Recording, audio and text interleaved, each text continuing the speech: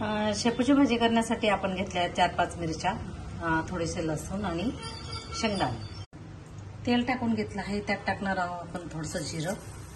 जिरं टाकल्यानंतर आपण हा वाटलेला मसाला टाकून घ्यायचा.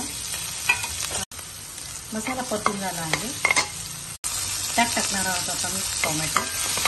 टोमॅटो टाकल्यानंतर त्यात टाकणार आहोत हळद,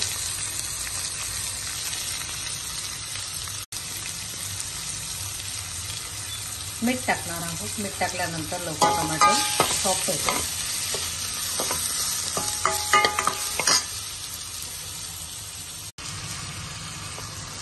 शेपूची भाजी अशा पद्धतीने बनवलेली तर खूप फार चविष्ट लागते. थोडीशी मूग डाळ टाकून घेणार आहोत. शेपूच्या भाजीला खूप सुंदर कलर आलेला आहे. आपण आता थोडंसं पाणी घालणार आहोत. अगदी थोडंसं पाणी घालायचं.